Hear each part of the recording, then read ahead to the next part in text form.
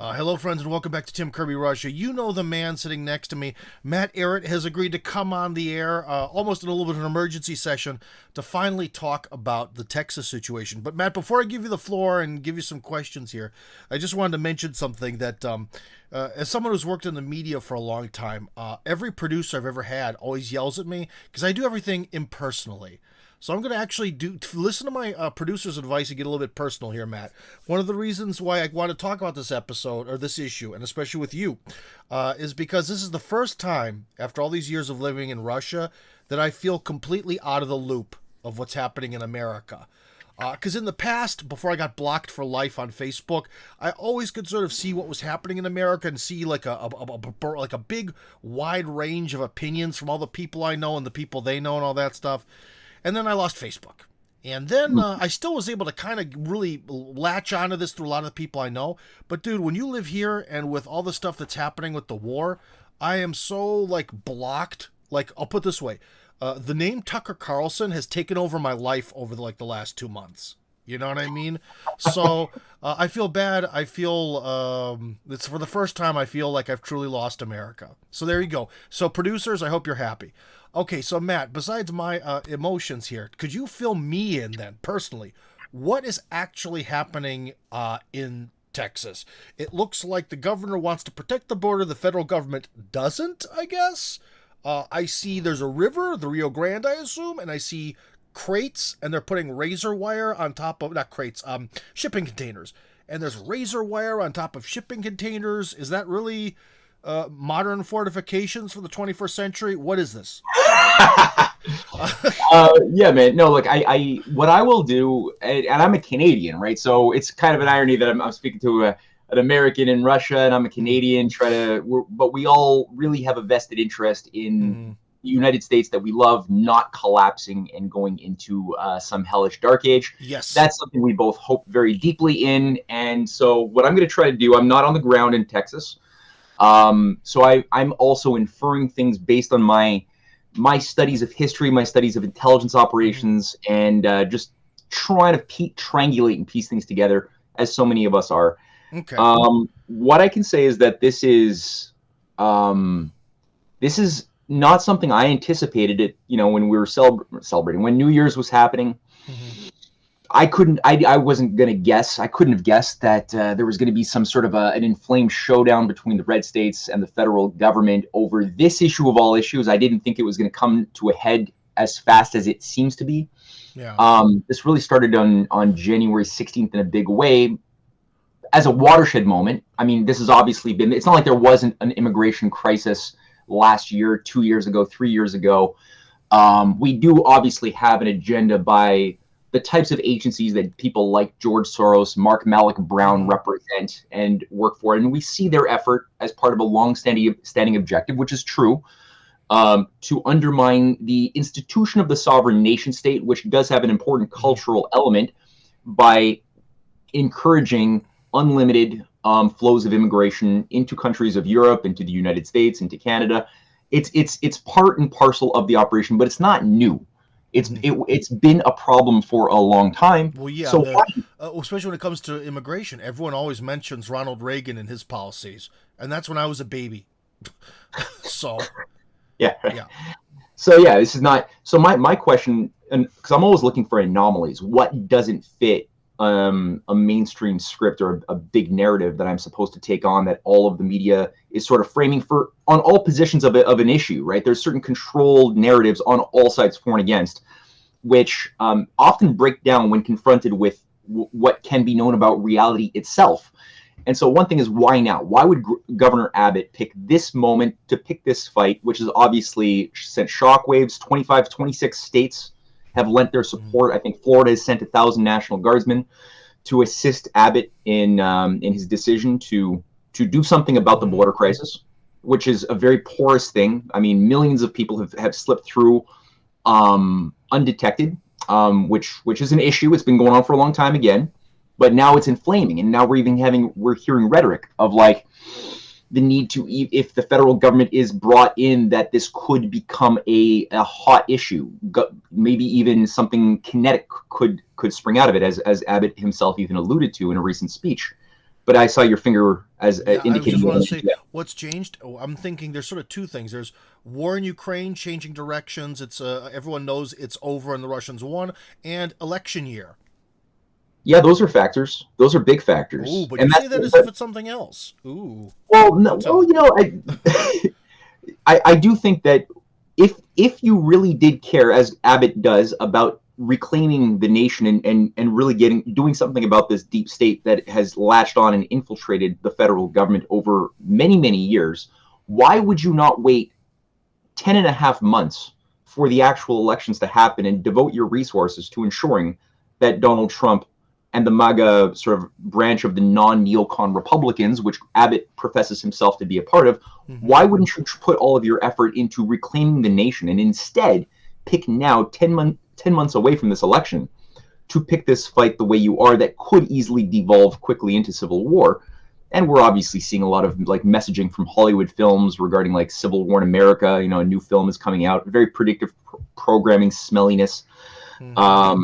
Utilizing a lot of these scenarios. So one thing that caught my eye, and I don't think Abbott is necessarily in on it. I don't think he's an ill-intended character, nor do I think many of the governors of many of the red states who have lent their support are necessarily in on some broad conspiracy to bring about a civil war.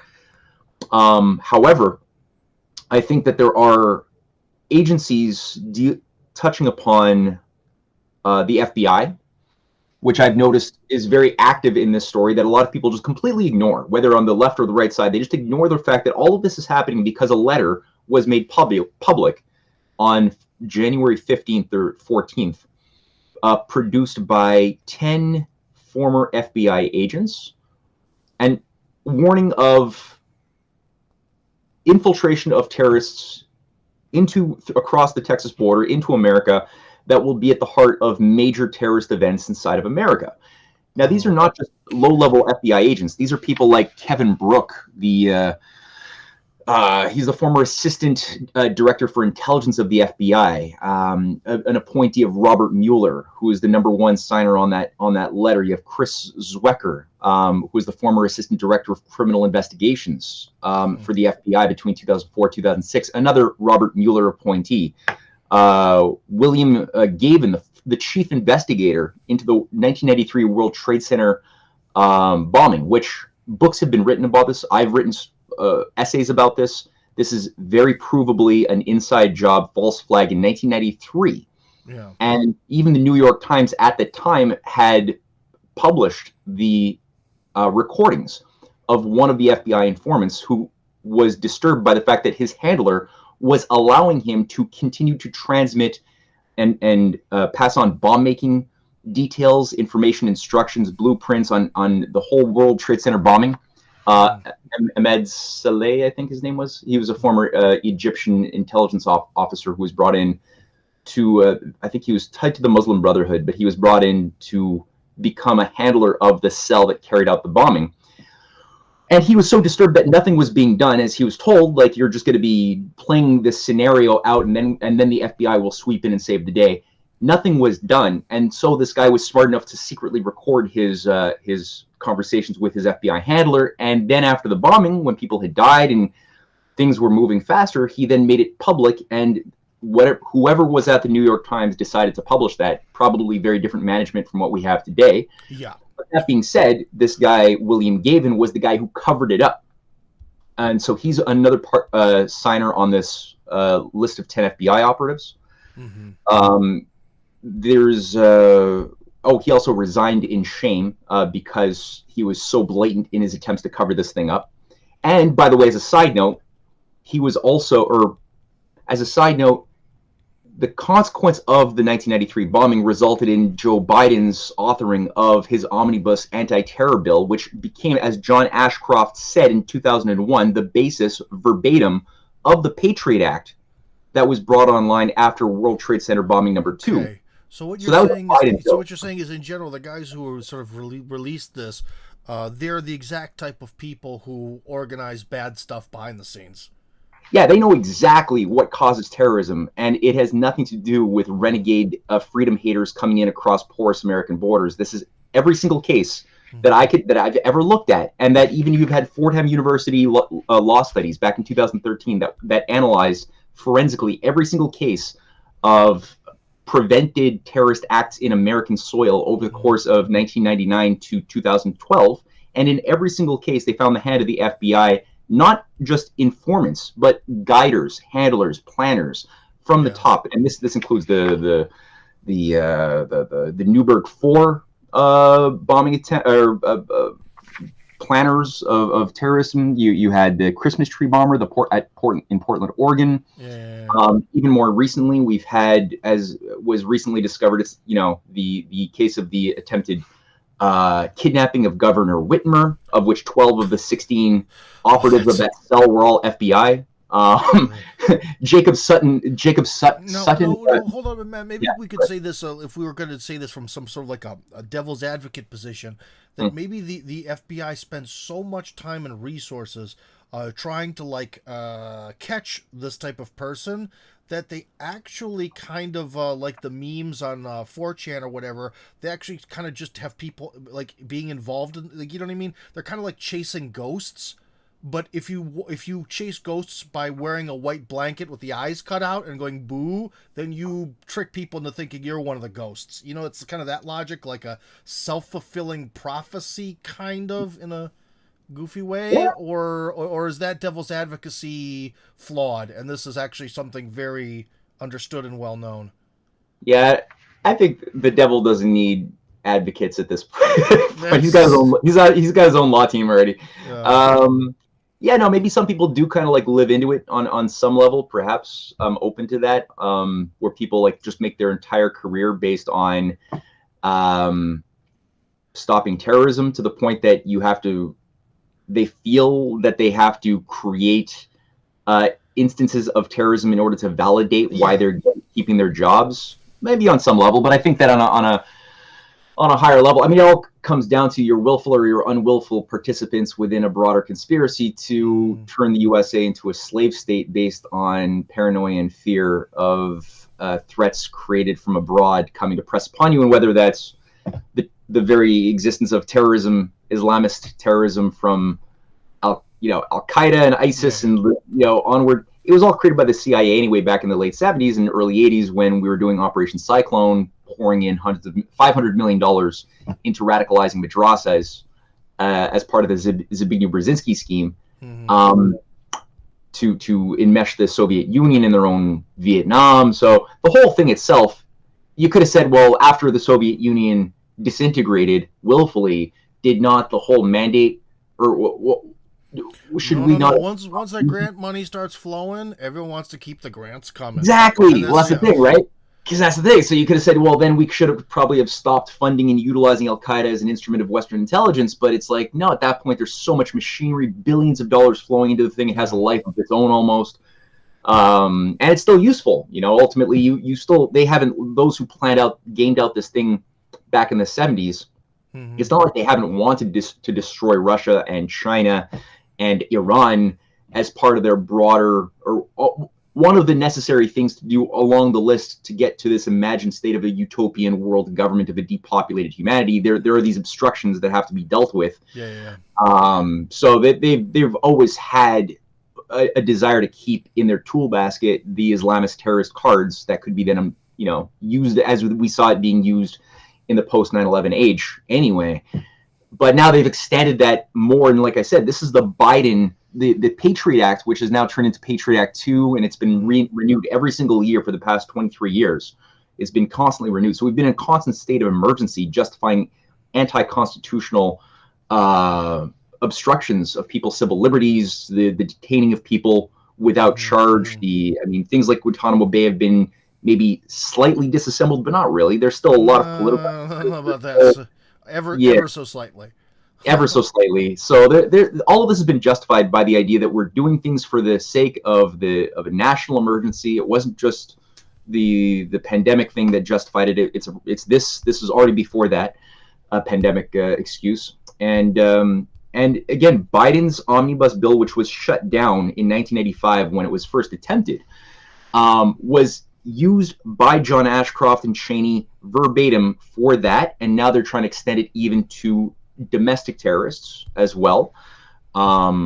People who are conspiracy theorists is what they're saying is one of the attributes of a domestic terrorist. So if you notice your neighbor engaged in conspiracy theories or doubting the government, which is another sign of potential domestic terrorists, then you should call the authorities or at least whatever. So you've got this whole McCarthyite paranoia thing also being added onto this. So yeah, I think we're being played, and the Civil War danger is something I'm very, very concerned about. Okay, but again, so the thing is, I don't understand then like with Texas. So is it sort of like, okay, so basically now both like the sides of the uniparty acknowledge that there's a border problem, which means that at some point in the near future there could be a terrorist something or other that gets blamed on the border crisis, and then we can use that as some excuse that, oh no, now we've just woken up and there are really millions of people in America, we don't know who they are. There's a terrorist on every corner.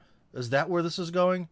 Yeah, well, I think that different people will be told different things based on their profile. Obviously, if this is permitted to run its course, it strikes me that on the one hand, most of the Democrats have been fed so much propaganda and narratives that have portrayed all sort of MAGA conservatives as Putin stooges, and part of the Putin secret army of useful idiots embedded throughout the United States. The Putin fifth column. Yeah, and meanwhile, all of the Republicans have been profiled and are being played like violins to see that all of the immigrants are being channeled in by the Chinese, the CPC, which is stationed across the Darien Gap, and there's all of these allusions to what is China doing in Latin America. And there are obviously people like Tucker, Brett Weinstein, and many others have been, Michael Yon, a former Green Beret, very high-level military intelligence operative, have been part of this whole Falun Gong operation, which is catered more to the conservative psyche, to paint everybody who is causing their economic woes, their problems, as being Chinese agents. Biden is a Chinese agent, Trudeau, Chinese agent. So if there's going to be some sort of a terrorist act, then you can know that it's the Chinese at the end of the day, the CPC, godless commies who hate our freedoms, who actually are at the heart of everything. Yeah. So in all cases, whether you're a Democrat or whether you're a Republican, when bad things happen, you have been so hypnotized with specifically catered narratives to your psych profile that you will hate either Putin or Xi Jinping, who are themselves actually best friends and brothers in arms right now, like fighting for humanity together with unbreakable like friendship, which has allowed for a serious battle against the oligarchy to even occur in the first place. And you'll just completely miss, well, what is George Soros? What is Mark Malloch Brown? What is this deep state that's tied to, this financier oligarchy embedded not within China or Russia or Iran or Venezuela? It's specifically this old black nobility family. And I'm not talking about Shaka Zulu or African nobility. I'm talking about the European bloodlines that ran the British Empire, that never disassembled themselves, that still run the Skull and Bones, the different secret societies that created our intelligence agencies, that are at the heart of every single false flag, from the murder of JFK, not even false flag, but every single thing that was done to us negatively, from JFK's murder and his brother to the Gulf of Tonkin, which was another inside job run in the early 60s. It's always been this oligarchy that we're not looking at properly, because we're so desirous of having a hate image of something other than what would otherwise be our responsibility to do something about it. Because if it's the other, we don't have a responsibility to do much about the Chinese Communist Party or the Kremlin. It's an outside force. Yeah. We could just complain about it and have a tribal sort of like bond that we all share of our common paranoia of the other trying to get into our gates. Here's something. The problem is the enemy is already in our gates, and it's not caused by this other thing we hate. Well, here's a question. To what extent do you think the Russians or the Chinese understand all this? And to what extent are they sort of immune from it? It's a good question. They've definitely done a much better job at dealing with their deep state operations than we have. China is probably in the best place as far as like having carried out the most effective battle systematically against their deep state. Both, because I mean, a big problem of the Chinese deep state, as far as I can understand it, seems to have emerged or became very virulent during the Opium Wars, which was it's part of the Century of Humiliation, right? Where the British Empire successfully totally crushed China, brought them from the most economically advanced society in the early 1800s to becoming the most enslaved, opium-ridden, drug-filled. But it also relied upon creating a sort of upper caste system of certain local families. Some of the families were already there in influential positions and were told, hey, we will give you privileges if you become local controllers, with operating bases out of Shanghai and Hong Kong and Guangdong, but mostly Hong Kong and Shanghai, which is where HSBC emerged out of. And just by giving your loyalty, and it did involve things like the Green Gang that worked very closely with Chiang Kai-shek later on. These were various Asian Taoist, Freemasonic cults that were created and interfaced with the older or slightly different Western Freemasonic outfits that Britain was already utilizing, that came in after the Renaissance into Britain and transformed Britain from being a legitimate nation as England was into an empire. The Rosicrucian movement was a big part of that occult intelligence network that did that. And so that became sort of the expression or the instrument. And we had sort of examples of that in China. We had examples of that in India, that were also built up around the higher Brahmin castes that were loyal to the British Empire, so that you didn't have to have too much physical input by Britain, because they had, for every one British soldier, like 100 members of the Indian oligarchy who were willing to do the work with their own. Yeah, as long as they have the control of the top of the caste system, everything kind of works out in the long run. Yeah, exactly. And then you have these nice organized crime systems that you build up and you cultivate, that make the drug cultivation, the opium running, the bribes all much more convenient. Yeah. They had the Sicilian and the Corsican mafia built up around Lord Palmerston, Giuseppe Mazzini back in the 19th century, that were built up through the P1 Lodge, the P1 Freemasonic Lodge in Italy, that then just grew this thing, groomed it, inserted it into America increasingly before Prohibition, and during and after it really grew. And the Jewish mafia groupings around the Bronfmans and Meir Lansky were also part of the same. And you'll find that at the higher echelons, you'll have a Kabbalistic Gnostic sort of religious order within these structures that masquerade on an outward, like, exoteric form as being like Jewish or Christian.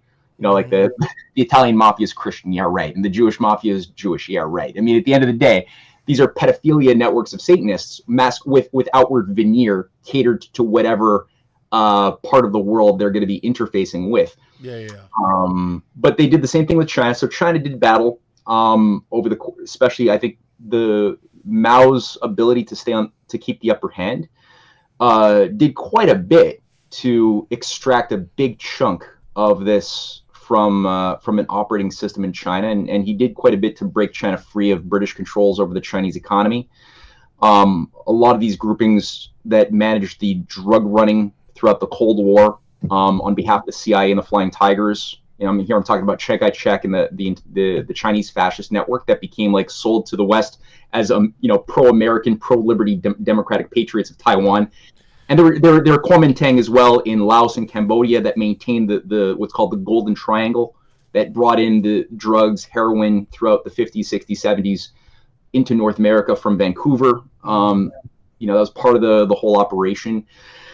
So China's had to do, you've had a battle of the two Chinas, and there's moments of punctuation where things really come to a head. And I found one of the big points was when Soros's operative Zhao Ziyang, who became, governor general of the Chinese Communist Party, the highest position you can have in China. That was a guy, Zhao Ziyang, co-ran a think tank, an open society think tank with George Soros, and he was the head of the Chinese government from 1987 to 89. And before that, he was sold to the West as the Gorbachev of China, because he was going to do. I heard something about that. I don't think I heard it from you, but from someone else. Yeah, that's crazy. Yeah.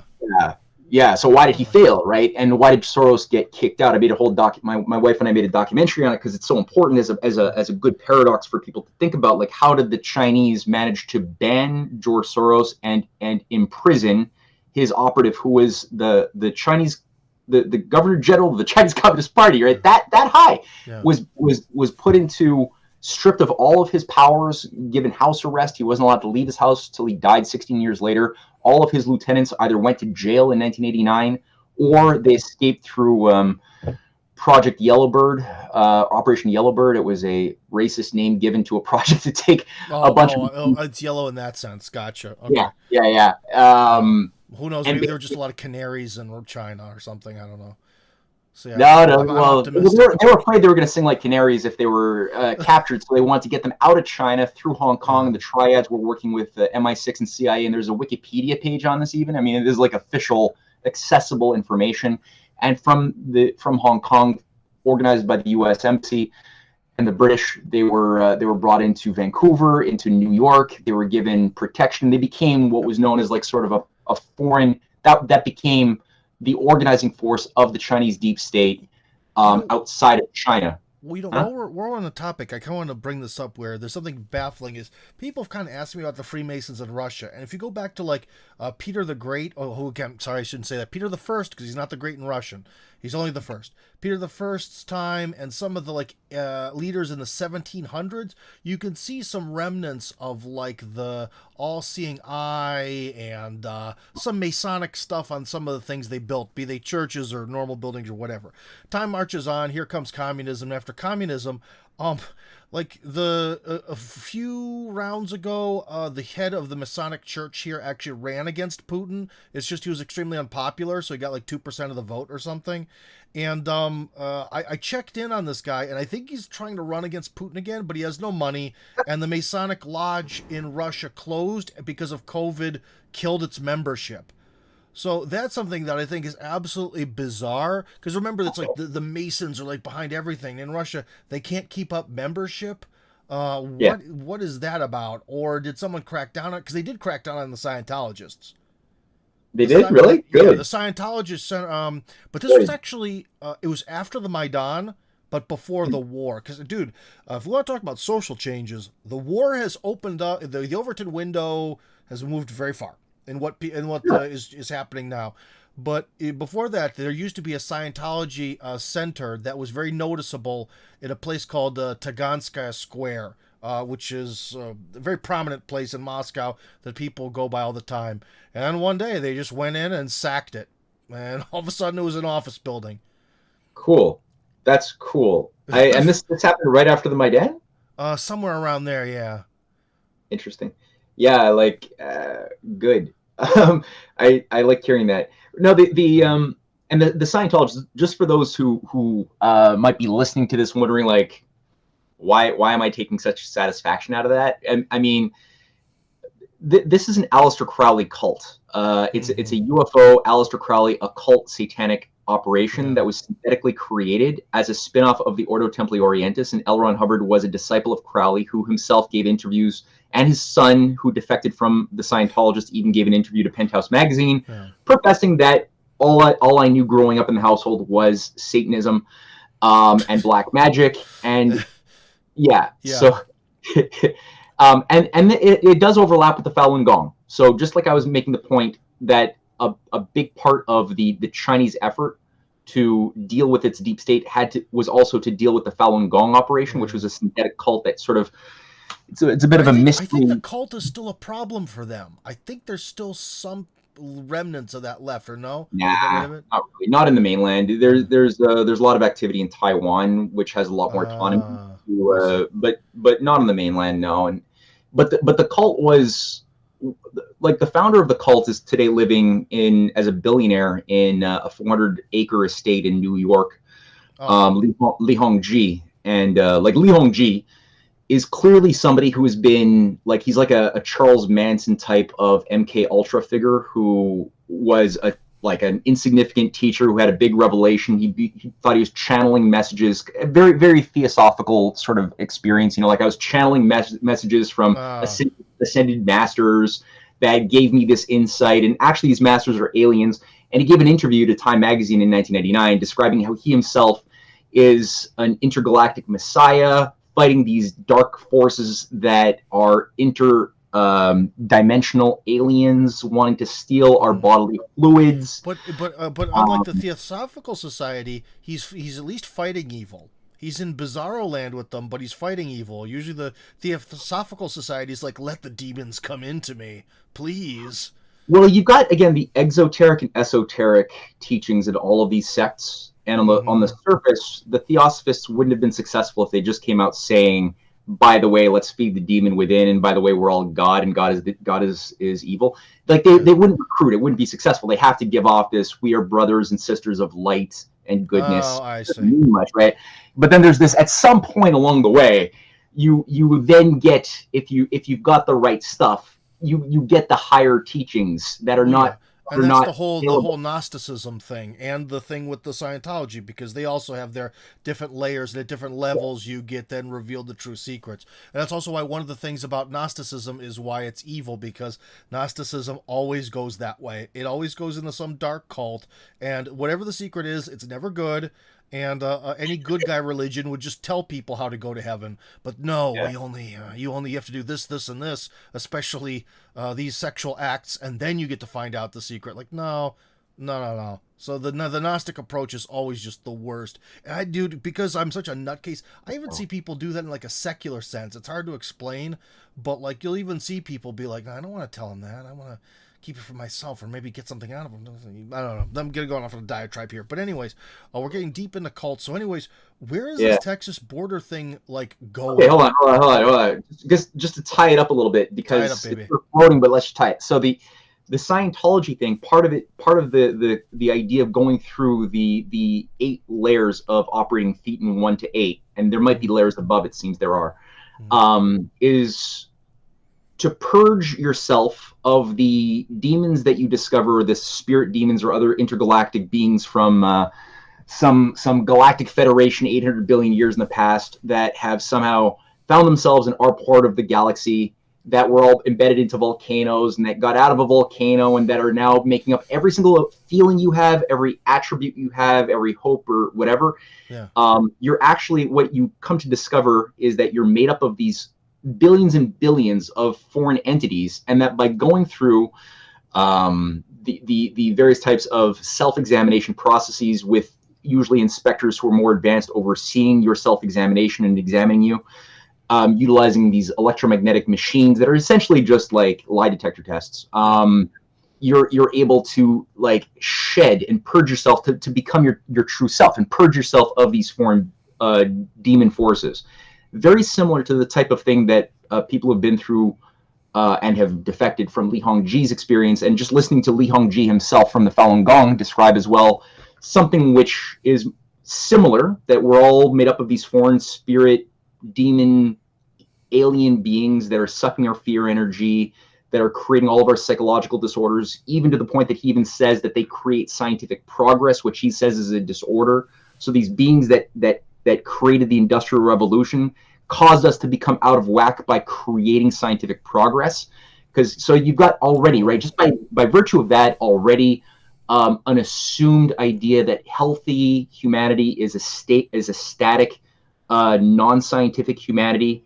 And so there's a sort of Zen Buddhist sort of underpinning to some of this stuff, which is why his thing became known as New Tang Dynasty. That's sort of the umbrella group that creates Epoch Times and all of the other thousands of other sub-organizations as part of New Tang Dynasty. And part of the New Tang Dynasty is to revive the most mystical Taoist Zen Buddhist attributes that first came online in the Tang Dynasty period.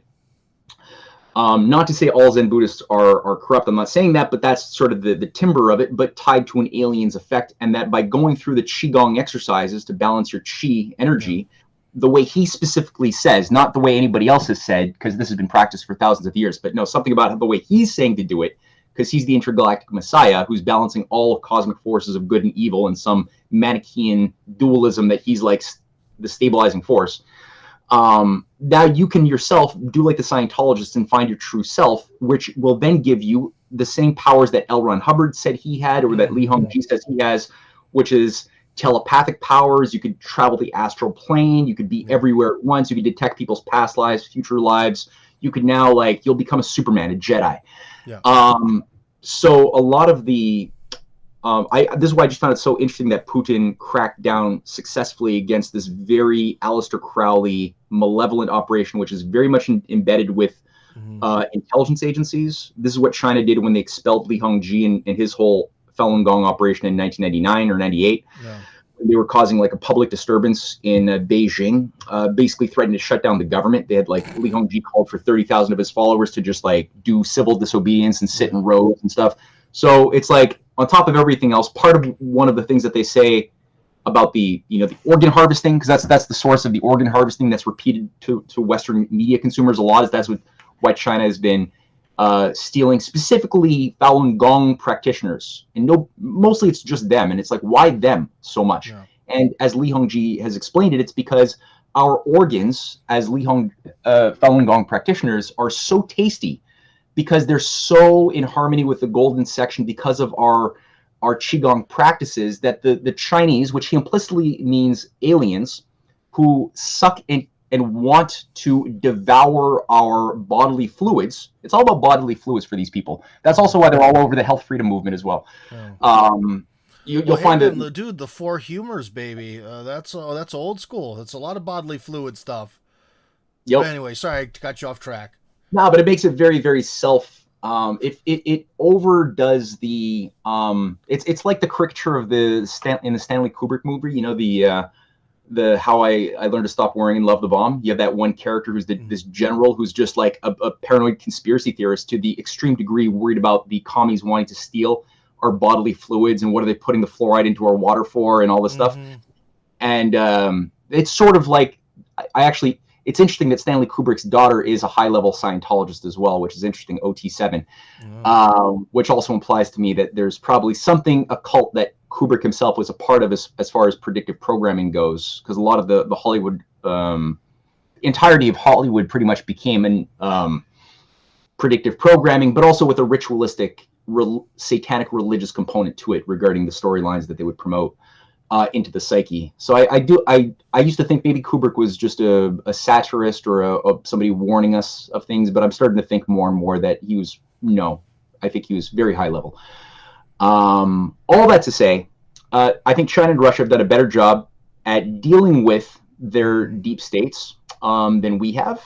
The reason why I think, back to your question on Texas, how does this play into Texas? Well, Texas is the only hope that I see America surviving the coming storm is because of Trump being able to rally the patriotic, non-neocon American patriots from all branches of life into reclaiming the federal control of the nation, which is the only way to do battle with this thing. Is you got to use federal power to do things, especially to protect the people, but also offensively against the oligarchy, the way we see from China and Russia's example. That works, especially China, with its power over its economic base.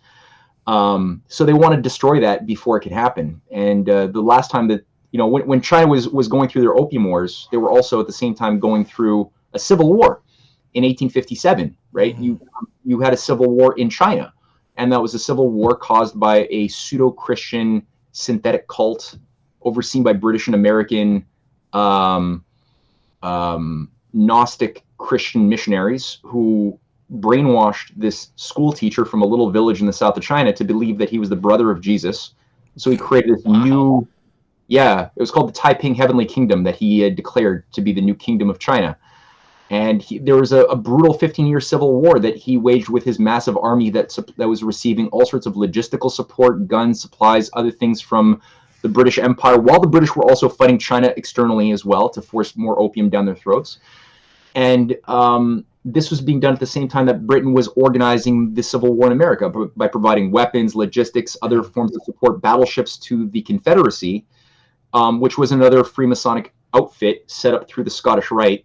And Albert Pike and Mazzini were in total collaboration and correspondence the whole time. Albert Pike was a Confederate general who founded the KKK, the first, domestic terrorist organization run by intelligence agencies was the KKK. Yeah. And this was sort of was brought online the same year that HSBC was being created. So, this empire is more than any one nation. It's more than Britain. It's a globally extended feudal death cult that has been trying to revive the old pagan mystery schools from the ancient times that, Christianity didn't help them out.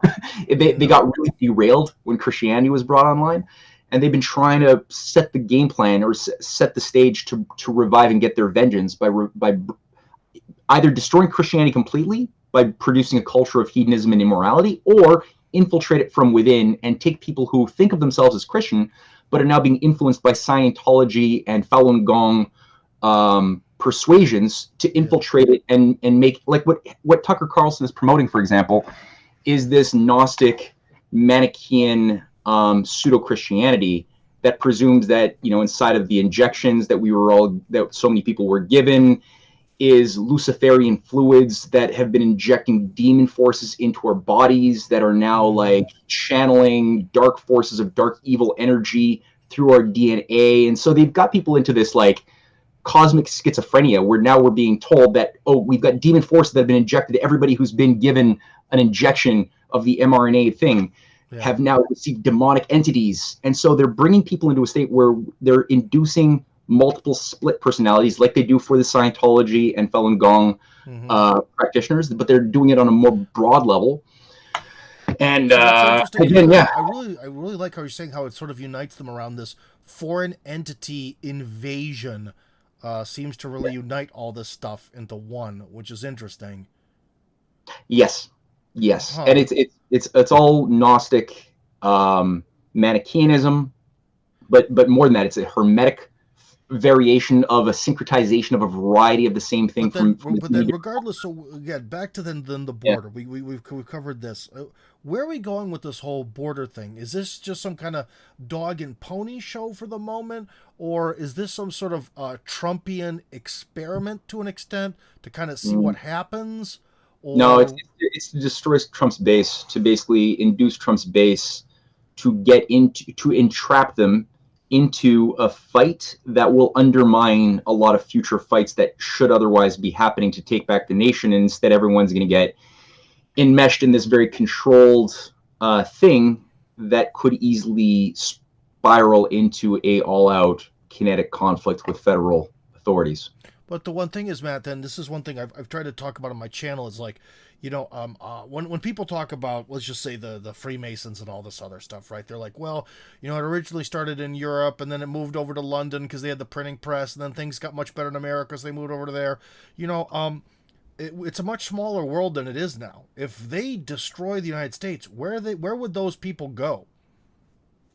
Well, the plan has always been to destroy the United States. They're trying to do what they failed to do in the 1860s, which was supposed to be very different. So in the 1860s, the idea was that the U.S. was supposed to dissolve into two separate entities that would both have new Confederate, like there'd be two confederacies in northern that would merge with the northern states with Canada, British Canada. That would be a new country with a special relationship with Britain, run by the northern branch of the Scottish Rite, which is where all of the transcendentalists, the spiritualists, the people who were seeding the Mormons and stuff from Britain were all sort of based in the north. And in the south was supposed to be a new confederacy that would have slaves, would have an imperial ambition, that would itself actually have an empire that would be tied to Cuba originally. That's what William Walker, the pirate, was assigned to go and take control of Cuba, or not Cuba, sorry, Nicaragua, or is it Venezuela? I think it was Nicaragua.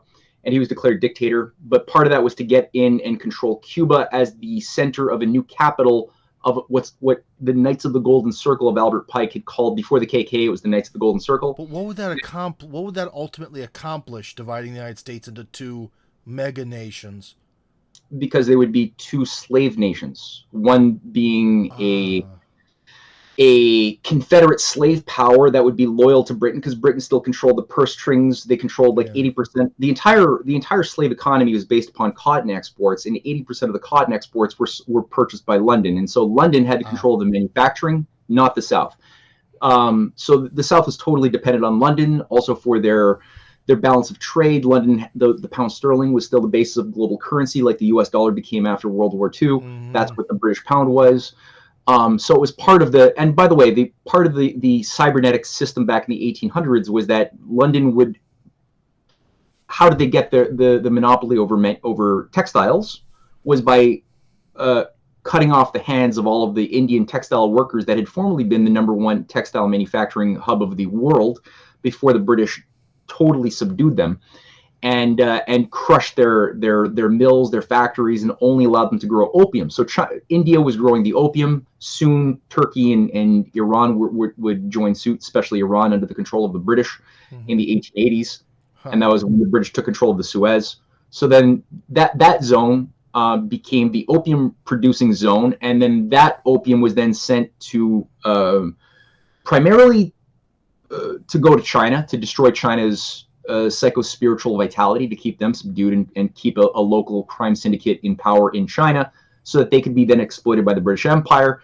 And the cotton for the textiles would come in from the southern United States, and the families that made the most money, the Cabots, the Lowells, the Morgans, like all of the leading families, the Astors of America, sort of the junior branch of the British Empire, were given their fortunes by being allowed in on the opium game from the First and Second Opium Wars, as well as the slave trade. So they didn't really produce an economy, they just produced crime and graft and speculation. So they were always junior partners loyal to the higher agencies that they were never allowed to marry up into, and would be granted local jurisdictional control over the world. Like Hitler was promised local jurisdictional control, by his patrons at the City of London, the Bank of England, Wall Street. They said, okay, when we divvy up the world, you'll get Russia. That'll be your slave colony, and a big chunk of Europe. Britain will get India and a big chunk of Europe, and Italy will get this chunk of Africa, and the world, and Japan is going to get China and a big chunk of Asia, and Britain and their American counterparts who were trying to kill Roosevelt, they're going to control the Americas. And so that was the idea of like the evil form of the multipolar system of controls, right? You just have like the anti-multipolar world. Yeah, the doppelganger thing. But it was never based on cooperation or the idea that all men are created in the image of some creator of something. Like that was not permitted into the equation. So that's what the Confederacy was promised, would be to be granted a controlling dominion within like Latin America as part of their, and eventually it probably was destined to take control of all of the Americas at some point. You couldn't get around that.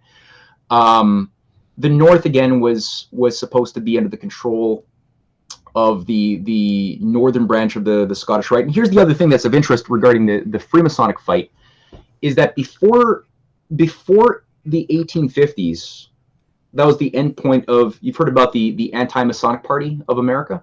No, actually, it's news to me. Okay, there was something called it's a pretty good book. So John Quincy Adams had a series of lectures with Charles Francis Adams, his grandson, on letters and addresses on Freemasonry. Now, John Quincy Adams got swept up into this populist war on Freemasonic lodges starting in the 1820s. And for about 25 years, it was impossible to operate in most Freemasonic lodges in America very easily. And there were literally hundreds of different lodges. Yeah. There was not like one Freemasonic lodge, like this lodge means that, you had Martinist Masonry, you had York Rite Masonry, Scottish Rite, you got so many, the French Oriental Lodge, but there's sub lodges and so many different varieties, and they're not all equal, right? And so you had a lot of the best Americans, from George Washington and Lafayette, who was French, but whatever, all the way to Henry Clay, a leading ally of Lincoln and protectionist, they were Freemasons, but they were also at war with other Freemasonic lodges, like I was mentioning, Albert Pike's and the Scottish Rite. Yeah. Now, with something was cooked up by the Mormons. The Mormons are kind of like a proto-Scientology alien cult masquerading in a Christian veneer that was seeded into America back in the late 1820s. They have their own weird, Gnostic or cosmology as well, of forces of darkness and light. And by the way, Lucifer's... ultimately, they have the thing of the every one of us can become a god thing. That is your key Satanist point number one. Of course you're Yeah, going to become a exactly. god. All Yeah, you have to do is remove all the restraints around you. You know, the classic. eventually you get to that. Yeah, and Yeah. most people in the Mormons don't even get to that place. Like they don't get to be part of the inner elect. They're just, probably nice people who don't freaking know what's going on. But Yeah. but that's all I have to say. The Mormons play a role in the anti-Masonic movement. So what happens is there's this guy William Morgan, who's supposedly a Grand Master, who's gonna. Fact is, there's no evidence that he was ever a Grand Master of any Masonic lodge, but he comes out saying, "I'm a Grand Master of the Masonic Lodge, and I'm gonna write a book." Now, his reputation up until that point was a snake oil salesman Mm-hmm. and a philanderer. But all of a sudden, he's like, "I'm going to write a book exposing the secrets of the Masons," and he made a really loud statement, and all of the press were covering it. What's his book going to be? What's his book going to be about? And so he was a hype. A hype was created very, very easily, and then all of a sudden, right before his book is going to be published, he disappears. And everyone says, okay, he's obviously been killed by the Masons for showcasing what their rites of initiation are. Now, you read his book eventually does get published. There's nothing all that revelatory in it, all that to say, but his body is never found. Wow. So the question is, did he actually die? But who knows? I'm going to say something about that. But first, the effects in 1826 of this propaganda is the anti-Masonic movement. Lodges are stormed, ransacked, everything's shut down. And it goes on for about 18 or so years. And then the one lodge that really comes out intact and dominant, which Albert Pike later on talks about what a great experience this was, is the Scottish Rite. Nothing else. All of the other lodges are shut down. They don't come back. The Scottish Rite becomes the only thing that survives. Now, here's the weird thing. This guy, William Morgan, he had a wife. His wife, as soon as he disappears, goes off to the Mormon compound and becomes one of the wives of Joseph Smith. That's the first thing that this guy's wife does. Of all the guys in America to go to, you go to Joseph Smith. She goes and finds Joseph Smith. Huh? She goes and finds Joseph Smith. That's crazy. Yeah, and he's like, yeah, you're the one. You're going to be in my harem. And so that means you get a planet. So and then in 1845 or 46, like 20 years after this guy, William Morgan, is supposed to have died, all of a sudden, the Mormons do a reverse baptism. So in the Mormon church, when you die, certain people get a baptism once they've died, not when they're born or when they're babies. And that implies that this guy would have lived an additional 20 years in some Mormon like cult compound, right? And then was given a death baptism ceremony afterwards. So that's another weird thing. But the thing that's really important is that there was a purge. All of the more like patriotic networks of like good Christians and humanists who were operating through the Masonic lodges as part of the practical necessities of carrying out secrecy because secrecy is both good or bad. Depends how you use it. Exactly. And sometimes lodges are very useful to maintain secrecy, to make sure you could trust the people that you're building a plan with, that at least you have a better chance of gauging whether you could trust them or not. Because there's no internet, there's no encrypted, emailing services back in those days. It's really hard to do organization, especially that's going to involve networking in a coherent way with other people in Europe, like that was needed for the American Revolution, or in Russia with Catherine, the Great helping out with the Americans. That required a lot of coordination with no telephones and no internet. So again, the lodges were useful, but then again, you always see these battles, like where in Russia you had, and so first thing, the Scottish Rite was set up by a British loyalist, actually a British general named Augustine Prevost, in 1801, that ran a secret policing operation from Charlottetown.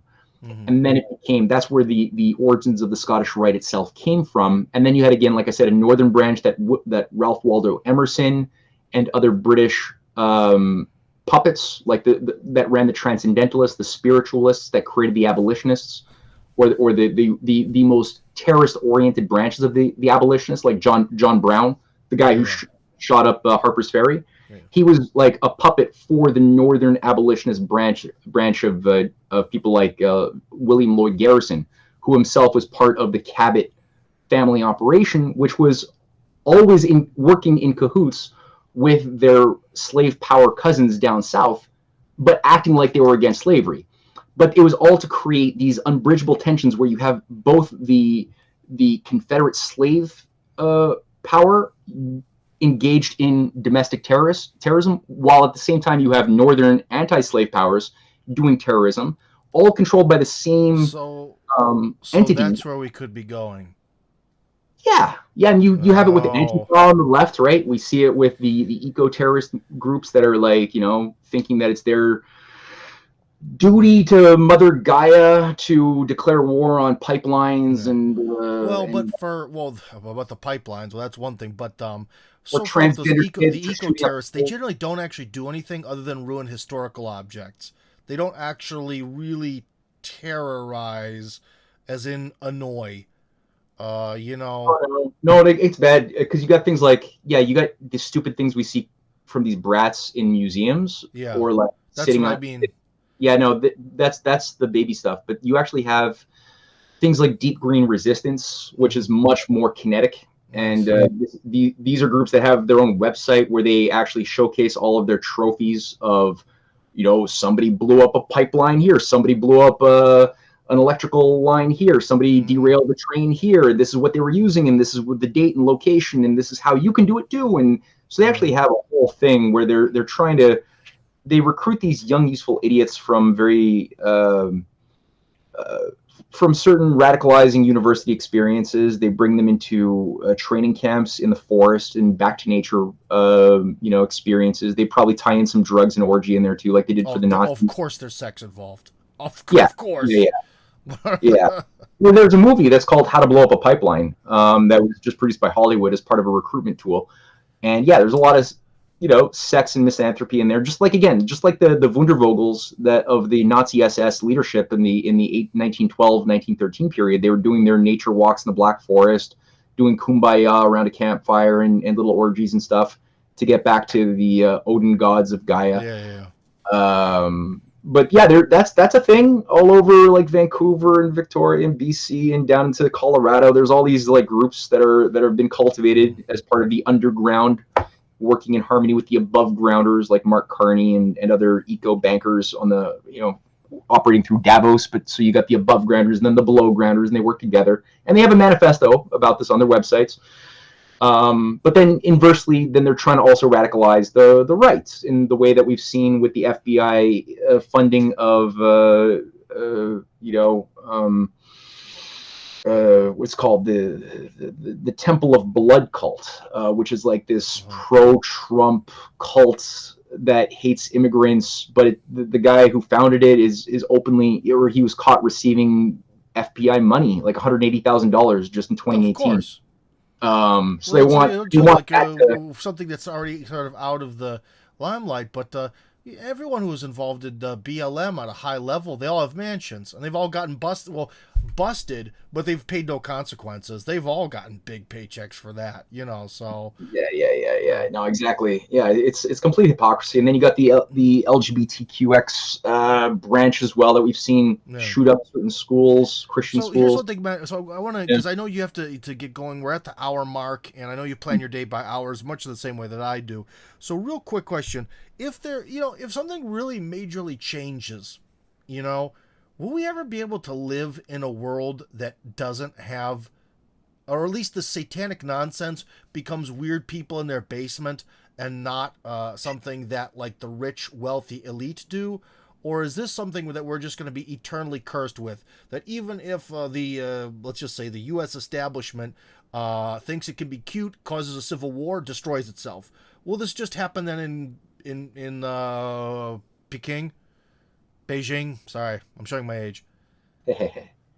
Well, hey, look, I think that birds are made to fly, and it takes a while for the bird after it hatches to learn how to fly. It doesn't happen right away, and humans are made to walk, and we sometimes we have to fall quite a bit before we figure it out and learn how to live in this new world of walking and balancing as a new sense of the five senses we were born with. So we add senses as we learn: the sense of balance, the sense of harmony, the sense of these senses, though, come with age and wisdom over time, and there's no. Uh-oh. Matt, no, the connections was lost. So anyways, guys. Oh, no, Matt, you're back. Okay. All right, yeah. So just to finish that little analogy, that's how I tend to see humanity. My philosophy is to sort of see us as as an sort of like in an organic way that I look at oligarchism as like an infantile state ultimately of the human condition, of these, when you're a baby, you think the whole world revolves around you. When you start that sense that there's other and then there's me, and everything is being done to like cater to me. And it takes a while to learn that there is a world outside of you and other humans that are not you, and you're gonna die, and to come to terms with your mortality and to reframe what you think the purpose of your identity is, knowing that you now know you're gonna die like everybody does. So the oligarchy, it's like they've been running away from these basic elementary lessons about, like, they're I think ultimately animated by a deep inability to reconcile their death. That's why they're so obsessed with transhumanism and trying to live forever. I think their selfishness, the desires, the entire like intricate Gnostic sort of rituals that have been built up over centuries and millennia that ultimately are designed to persuade you that you are God. That you have to merge with evil to somehow be purged of the artificial, and to become true to yourself is to be like to merge with the shadow. Like, that's a very discombobulated, but I think it's the expression of ultimately the simple principle is the infantile state of the terrible two, brat. And I think that overall, in the longer scheme of things, I think we are destined to find ourselves as a species made in the image of a living, loving, reasonable creator, ultimately, with cultural institutions and dynamics that enliven and maintain that over the course of many, many generations. Not to say that I think we're ever going to be angels. That's the other thing. I do think that we always will have temptation. And so because we will always have temptation to be fooled by the senses and the flesh and the fleshly impulses, we always have the mandate to relearn, rediscover, have challenges always. But I don't think, like you said, I think that the criminal element is ultimately something which shouldn't be rewarded, but should be something that will be done in shame and basements, away from positions of power over schools and political and military institutions. And eventually, I think that humanity will discipline ourselves to the point that we will learn that we're happier when we don't give into those things. But that'll take quite a long time. I mean, so no time soon. But hey, if worse comes to worse and you ever run out of money or something, you, if anyone, could start a good death cult. You're a true expert. You have the knowledge. So anyways, friends, future potential death cult leader, but for now, a very morally upright Canadian citizen and author of many books, Matt Ehret, thank you for being with us tonight. All right, Matt, where can people find out more about your work? Oh, yeah, sure. They can buy my books on CanadianPatriot.org, or MatthewEhret.substack.com is sort of my bread and butter, which helped since there's been a lot of demonetization and stuff. So Substack saved my life. So there's free and paid. And then lastly, RisingTideFoundation.net. My wife and I, Cynthia, do a lot of documentaries with our friend Jason Dahl, and we've got new things coming out all the time. So that's RisingTideFoundation.net. All right, friends, see you in the next episode.